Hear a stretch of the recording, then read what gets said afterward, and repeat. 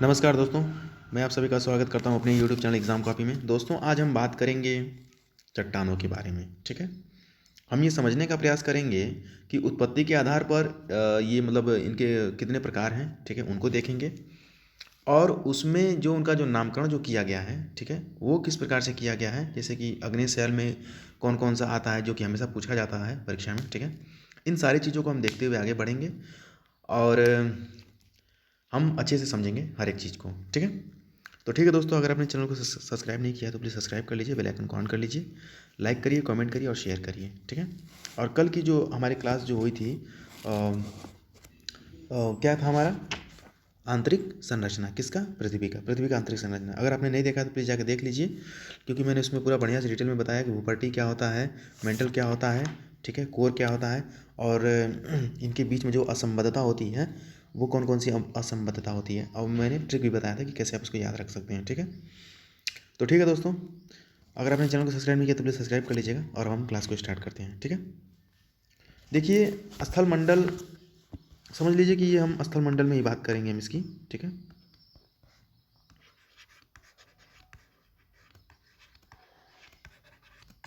स्थल मंडल, ठीक है? तो ये तो आपको पता ही होगा कि जैसे मान लीजिए कि ये पृथ्वी है, ठीक है? ये पृथ्वी है, तो ये पूरा जो मतलब सरफेस जो है, सतह जो है, ये क्या है? पूरा स्थल मंडल ही तो है, ठीक है? और इसी स्थल मंडल पर बहुत सी चीज़ें हैं, तो आपको थोड़ा सा मतलब एक मतलब पॉइंट है, याद रखिएगा, ठीक है? अभी हम मतलब रॉक्स को हम शुरू करेंगे, बस ये 2 पॉइंट आपको बताना ज़रूरी है, इसको फिर समझ लीजिए, ठीक है? पहला माउंट एवरेस्ट याद रखिएगा, माउंट एवरेस्ट, माउंट एवरेस्ट, ठीक है? हाइट कितना है? 88, 48, कहीं कहीं 50 भी मिल जाता है, ठीक है, मीटर, ध्यान रखिएगा, ओके? फिर इसी स्थल मंडल पर देखिए, सबसे ऊंचा चीज़ तो आपने देख लिया, पहाड़ है, इसको हम ऐसे ऐसे इसको दिखा दे रहे हैं, मान लीजिए ये पहाड़ है, ठीक है? लेकिन इसी स्थल पर कुछ गर्त भी तो होगा, गहराई भी तो होगी कहीं पर बहुत ज़्यादा, ठीक है? तो वो क्या है? वो है मोरियाना गर्त,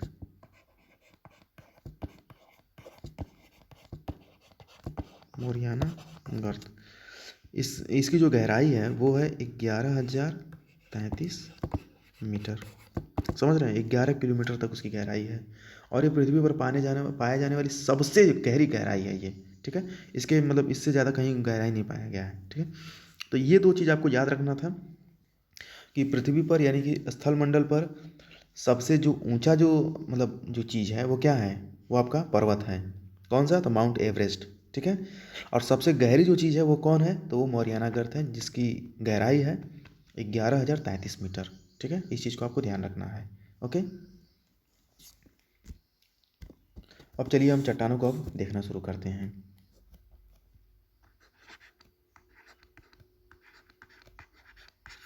चट्टानें, तो देखिए, पृथ्वी की वायु परत पर मिलने वाले सभी कठोर पदार्थों को क्या कहते हैं? चट्टान कहते हैं। सीधी सी बात है, आप समझ सकते हैं। मान लीजिए कि ये आपका पृथ्वी है, ओके?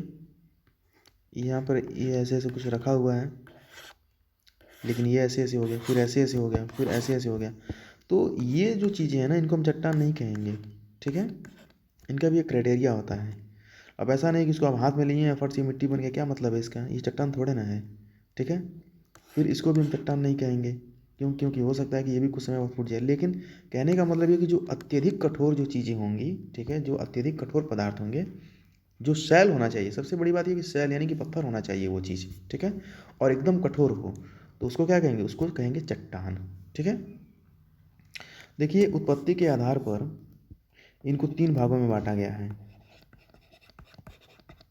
उत्पत्ति के आधार पर इनके 3 प्रकार हैं, ठीक है?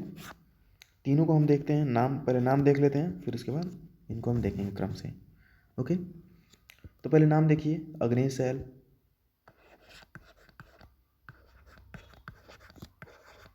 अग्नेय शैल, ठीक है? दूसरा कौन है? अवसादी,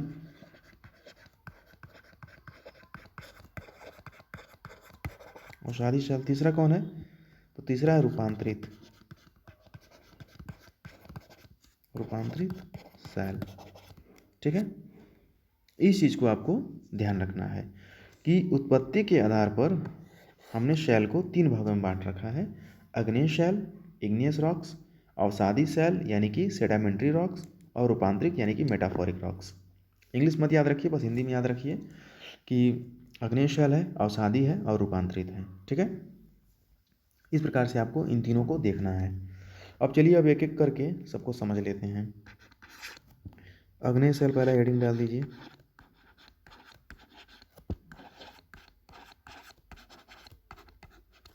अग्नेय सेल। ठीक है, तो देखिए मैग्मा और लावा के जमने से ये जो है अग्नेय सेल का निर्माण होता है। ठीक है, तो एक मिनट रुकिए, पहले पेन का कलर चेंज कर दें।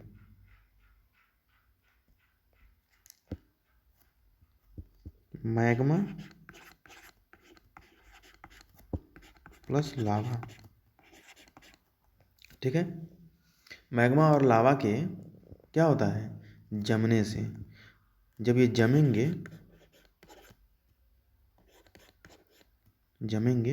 तो क्या होगा?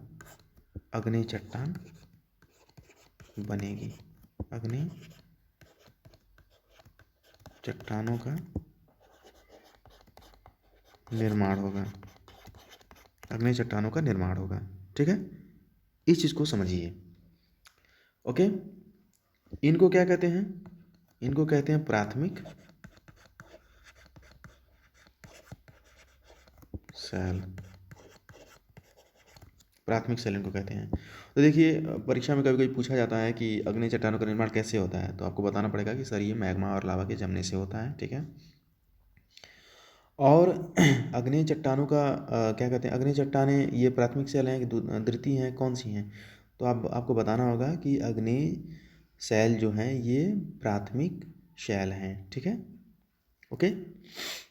अब इनके कुछ हम उदाहरण भी देखेंगे। तो उदाहरण देखने से पहले मैं आपको ये बता देना चाहता हूँ कि अग्नेय जो चट्टानें होती हैं ये कठोर और जीवाश्म रहित होती हैं। ठीक है, तो एक तो ये कठोर होंगी और दूसरा जीवाश्म रहित, जीवाश्म रहित होता है। ठीक है, इस चीज़ को आपको ध्यान रखना है। ओके, वही जब आप अवसादी सेल का जब बात करेंगे तो उसमें आप देखेंगे कि उसमें वो जीवाश्म होता है। ठीक है, जहाँ पर वनस्पति और जीव जंतु मतलब पैदा हो सकते हैं, और यहाँ पर कुछ भी पैदा नहीं हो सकता है। ये जीवाश्म रहित है, इसमें जीव का कोई अस्म नहीं है। ठीक है, इनका कुछ उदाहरण देख लेते हैं। तो सबसे पहले आप ध्यान रखिएगा, जो सबसे हमेशा पूछा जाता है। ठीक है, तो इसका एग्जाम्पल मैग्नीज और ये क्रोमाइट है इसका एग्जाम्पल। ठीक है, और कहने का मतलब ये है कि इसमें अग्नेय चट्टानों में जो मात्रा जो पाई जाती है वो चुंबकीय लोहा की, निकेल की, तांबा की और सीसा की पाई जाती है, और जस्ता की। ठीक है, ये चीज़ आपको ध्यान रखना है। तो इनमें जो पाए जाने वाले तत्व कौन कौन से हैं? तो एक तो ये चुंबकीय लोहा होगा, चुंबकीय लोहा। ठीक है, फिर निकेल, तांबा, ठीक है, सीसा और जस्ता, ये सारी चीज़ें इसमें पाई जाती हैं। तो इनका आप उदाहरण लिख लीजिए। एक आपको ध्यान रखना है ग्रेनाइट, ग्रेनाइट। ठीक है, फिर स्कोरिया, स्कोरिया। ठीक है, फिर प्यूमिस, प्यूमिस। ओके, ये सब क्या हैं? ये सब अग्नेय चट्टानों के प्रकार हैं। ठीक है, और अग्नेय जो चट्टानें जो होती हैं इन ये थोड़ा सा मतलब ये लाइट होता है, मतलब इनमें ये मतलब इसमें ये बहुत ब्राइट होती हैं। ब्राइट, ब्राइट मीन्स ये चमकीली होती हैं, ये ये चमकीली होती हैं। ठीक है, इस चीज़ को आपको थोड़ा सा ध्यान रखना है। तो हमने क्या देखा? ग्रेनाइट, स्कोरिया और प्यूमिस, ये हमने 3 प्रकार का ये देखा अग्नि चट्टान देखा, ठीक है। आगे हम बात करेंगे सेडामेंट्री रॉक्स यानी कि अवसादी चट्टान।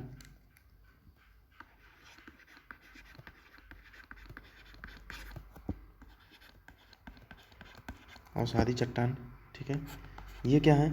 तो देखिए, आग्नेय पत्थर पर जब सूर्य की गर्मी और बारिश, ठीक है, और मौसम में बहुत ज़्यादा परिवर्तन होने के कारण जब ऊपर मतलब अपना भाग जब ये खोने लगता है, ठीक है, फिर ऊपर की परत का क्षरण भी हो जाता है, ठीक है। तो बाद में जब अवशेष जब बाद में जो बचता है ना, उसको क्या कहते हैं? उसको अवसादी चट्टान कहते हैं, ठीक है। लेकिन आपको यहाँ पे मैं ये बता देना चाहता हूँ कि अगर अग्नेय चट्टान है तो उसको अवसादी चट्टान बनने में कम से कम 100 से 150 साल 200 साल लग जाएगा, क्योंकि ये एकदम सडनली नहीं हो जाएगा, एकदम अचानक से नहीं हो जाएगा कि तुरंत मतलब आप सोचिए कि यहाँ पर मान लीजिए कि आपकी अग्नि चट्टानें हैं, ठीक है, अग्नि चट्टानें हैं यहाँ पर सपोज करिए, ठीक है। अब ऐसा नहीं होगा कि यहाँ पर सनलाइट पड़ा डायरेक्ट और तुरंत आज पड़ा और कल सुबह उठ करके देखें तो ये अवसादी हो गया, तो ऐसा नहीं होगा। कम से कम 200 साल 150 साल 100 साल 100 साल से ज़्यादा ही लग जाता है, क्योंकि धूप होगा, बारिश होगा, ठीक है, जलेगा, फिर उसके बाद मतलब वो धीरे धीरे उसका क्षरण होगा, परिवर्तन होगा, उसके बाद ही ये अवसादी चट्टान ये बन पाएगा, ठीक है। अदरवाइज़ ये नहीं हो पाता है, ठीक है। इसको कम से कम 100 से 150 साल लगता ही लगता है, इस चीज़ को आपको ध्यान रखना है, ओके। तो पहला चीज़ कि 100 से 200 साल लग जाएगा, क्या? आग्नेय से अवसादी बनने में पहला पॉइंट। दूसरा पॉइंट, ये इन चट्टानों में जीवाश्म होता है, जीवाश्म होता है। वहीं जहाँ आपने आग्नेय में देखा जीवाश्म नहीं है, और इसमें 100-150 साल में तब तक जीवाश्म आ जाते हैं, ठीक है। यानी कि ऐसा नहीं होता है कि मान लीजिए कि आप कहीं घर बनवाने जाइए, या घर बनवा करके जब आप छोड़ देंगे नींव भरवा करके, तो आप कुछ समय के बाद देखेंगे कि मतलब तत्काल तो आप नहीं देखेंगे कोई चीज़, लेकिन देखेंगे कि मतलब 1-1.5 महीना के बाद धीरे धीरे जो पत्थर हैं, मतलब पत्थर का मतलब जैसे कि जो दीवार जो चली है उसके ऊपर मतलब हल्का हल्का काई जमने लगता है, तो वो सब क्या है? वो सब जीवाश्म का ही तो प्रकार है, ठीक है। उस पर जीव कहीं ना कहीं आने लगते हैं, ठीक है। फिर हरी हरी घासों को भी आप देखेंगे उस पर उत्पन्न होते हुए। तो ये एक समय के साथ ही होता है, एकदम अचानक से नहीं होता है, ठीक है। इस चीज़ को आपको ध्यान रखना है, ओके। और ये जो चट्टानें जो होती हैं, अवसादी चट्टानें, ये परत दर परत होती हैं। आप खुद सोचिए कि यहाँ पर हमने अग्नि चट्टान रख दिया था तो एक लेयर आपका ये बन गया, ठीक है, एक लेयर फिर यहाँ बन जाएगा, फिर एक लेयर यहाँ बन जाएगा, मतलब ये परत दर परत चट्टानें होती हैं, ठीक है। और बलुआ पत्थर और सिल्ट, चीका मिट्टी और कोयला तथा मतलब ये अवसादी चट्टानों के ये उदाहरण इनको माना जाता है, ठीक है। तो उदाहरण में आप लिख लीजिए, बलुआ पत्थर, ठीक है, सिल्ट, चीका मिट्टी,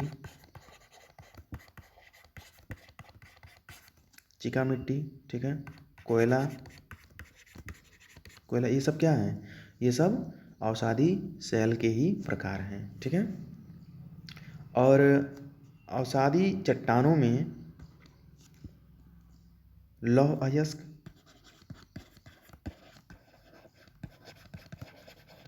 अयस्क, ठीक है, फास्फेट और कोयला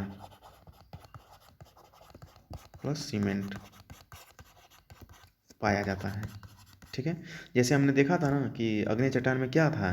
तांबा का प्रकार था उसमें, मतलब फिर लोहा का था, चुंबकीय लोहा, ठीक है, फिर कुछ सोने का भी इसमें गुण पाया जा रहा था, ठीक है, मैग्नीज था। तो उसी प्रकार से अवसादी चट्टानों में भी लौह अयस्क, फास्फेट, कोयला और सीमेंट का थोड़ा थोड़ा मतलब उसमें प्रकार मिलता है इसमें, ठीक है। और अवसादी जो चट्टानें होती हैं इनसे खनिज तेल भी पाया जाता है, यहाँ से आप खनिज तेल भी निकाल सकते हैं, खनिज तेल। तो ये सारी चीज़ें क्यों हो रही हैं? ये सारी चीज़ें सिर्फ देखिए, अब मान लीजिए कि इसमें जीवाश्म भी आ गया, इसमें अब खनिज तेल भी आप निकाल रहे हैं, ठीक है, और ये सारे कुछ कुछ गुण तो उसके पहले से ही थे, तो आखिर में जीवाश्म और खनिज तेल कैसे आ गए? क्यों? क्योंकि इसने टाइम लिया है, ठीक है, 100 से 150 साल 200 साल का इसने समय लिया है, तो ये सारी चीज़ें तो हो ही जाएंगी, ओके। अब हम देखते हैं रूपांतरित सेल लास्ट।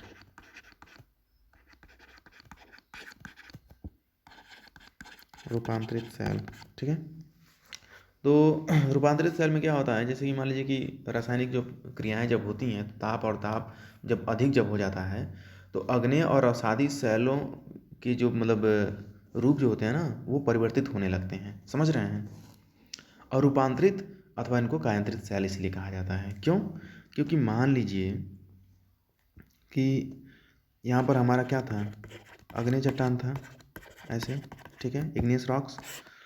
ये इसमें कितना समय लगा, 100 साल मान लीजिए, 150 साल मान लीजिए, इतना समय लगा। ये क्या बन गया, ये बन गया अवसादी, अवसादी अवसादी सेल बन गया, ठीक है। फिर अवसादी सेल के बाद क्या हो गया, अवसादी सेल के बाद इसमें भी कुछ समय लगा, इसको ताप मिला, दाब मिला, फिर क्या हो गया, ये अब रूपांतरित हो जाएगा, यानी कि अपना रूप बदल देगा, ठीक है। और जब रूप बदल देगा तो ये क्या बन जाएगा, ये बन जाएगा स्लेट, ठीक है, सिस्ट, संगमरमर, संगमरमर, ठीक है, संगमरमर, क्वार्ट्ज, क्वार्टजाइट, जाइट, ठीक है, क्वार्टजाइट और नीसा, नीसा। ये सारी जो जो मतलब रॉक्स जो है ना, ये आपकी क्या है, ये आपकी रूपांतरित हैं। इस चीज़ को आपको ध्यान रखना है। तो आपसे मतलब एग्ज़ाम में पूछ लेगा कि रूपांतरित सेल का जो मतलब एग्जाम्पल बताओ, तो बता दीजिएगा कि संगमरमर है, स्लेट है, क्वार्टजाइट है, ठीक है, नीसा है। ये सब क्या है, रूपांतरित सेल का ये सब उदाहरण है, ठीक है। और पूछ देगा कि अवसादी का बताओ, तो अवसादी का बता दीजिएगा कि सर बेसाल्ट है, ठीक है, बेसाल्ट है, सिल्ट है, चिका मिट्टी है, ठीक है, बलुआ पत्थर है। तो ये सारी क्या है, ये सब आपका अवसादी सेल का है, ठीक है। इन सारी चीज़ों का आपको ध्यान रखते हुए आगे बढ़ना है। और एक मिनट, मैंने बेसाल्ट शायद अवसादी में बता दिया, लेकिन बेसाल्ट अवसादी नहीं है, बेसाल्ट तो आपको उसमें आएगा ना, क्या कहते हैं, अग्नि में, अग्नि चट्टान में, ठीक है, क्योंकि वो प्राथमिक सेल है बेसाल्ट, ठीक है। फिर बेसाल्ट से जब टूटा, मतलब काफ़ी समय जब बीत गया तो क्या हो गया, बलुआ पत्थर हो गया, वो कोयला हो गया, चिका मिट्टी हो गया, ठीक है। और फिर उसमें भी जब कुछ समय जब बीत गया, रासायनिक क्रिया हुआ, दाब हुआ, ताप हुआ, तो फिर क्या हो गया, तो फिर ये संगमरमर में बदल गया, फाइलाइट में बदल गया, नीसा में बदल गया, संगमरमर हो गया, शिफ्ट हो गया, ठीक है। तो ये सारी चीज़ें जो हैं इस तरीके से होती रहती हैं, ठीक है। अब चलिए कुछ उदाहरण देख लेते हैं। तो यहाँ पे लिख लीजिए अवसादी सेल, अवसादी सेल, ठीक है। और यहाँ लिख लीजिए कायांतरित, कायांतरित सेल, कायांतरित मतलब वही रूपांतरित, ठीक है, दोनों में समानता है, कोई अलग अलग चीज़ नहीं है, ठीक है। तो पहले आप लिख लीजिए अवसादी में बलुआ पत्थर,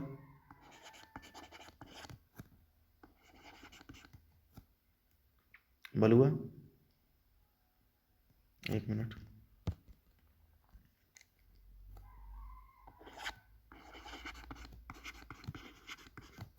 बलुआ पत्थर कुछ समय के बाद बदल करके क्या हो जाएगा, क्वार्टजाइट हो जाएगा। अभी आप ये सोचेंगे कि सर बलुआ पत्थर तो अवसादी में कैसे आ गया, अरे भाई, अग्नेय और अवसादी समय का ही तो बस अंतर था, ठीक है, थोड़ा क्वालिटी का अंतर हो गया था। लेकिन हमको ये देखना है कि जब ये बलुआ पत्थर जो है ये आगे रूपांतरित जब होगा तो ये किस चीज़ में होगा, तो ये होगा क्वार्टजाइट में हो जाएगा, क्वार्ट,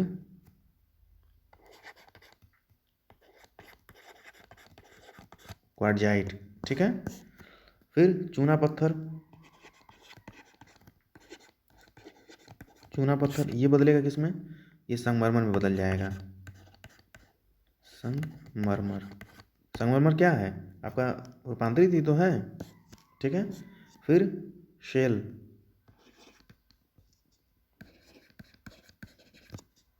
ये क्या हो जाएगा, ये स्लेट हो जाएगा, स्लेट, ठीक है। और कोयला क्या होगा, ये हीरा में बदल जाएगा। इसलिए देखते हैं कोयले की खान में हीरा मिलता है, तो हीरा क्या होता है आखिर में, ये कहीं ना कहीं पत्थर का ही तो प्रकार है, ठीक है, समझ रहे हैं। तो इस प्रकार से हमारी रॉक्स पर जो क्लास थी वो आज समाप्त हो गई है, और रॉक्स के बारे में मैंने आप लोगों को डिटेल में हर हर चीज़ को बता दिया है, ठीक है। आग्नेय चट्टान किसे कहते हैं, ठीक है, अवसादी चट्टान किसे कहते हैं, रूपांतरित चट्टान किसे कहते हैं। फिर मैंने लास्ट में आप लोगों को बता दिया कि बलुआ पत्थर जो होता है क्वार्टजाइट में बदल जाता है, चूना पत्थर जो होता है संगमरमर में बदल जाता है। चूना पत्थर संगमरमर ऐसे याद रख लीजिएगा कि मतलब चूना जो होता है सफ़ेद होता है, संगमरमर भी हमेशा वाइट ही होता है, ठीक है। फिर सेल जो होता है वो स्लेट में आ जाएगा। फिर कोयला क्या होगा, हीरा। कोयला हीरा कैसे याद रखेंगे, तो कोयले की खान में हीरा मिलता है, ठीक है। तो इस प्रकार से इन सारी चीज़ों को आपको ध्यान में रखना है, क्योंकि यहाँ से प्रश्न बनते हैं और अगर ध्यान नहीं रखेंगे तो फिर दिक्कत हो जाएगा। तो ठीक है दोस्तों, कल जो हमारी जो क्लास होने वाली है वो होगी, 1 मिनट मैं देख के बता देता हूँ कल किस पर क्लास होगा।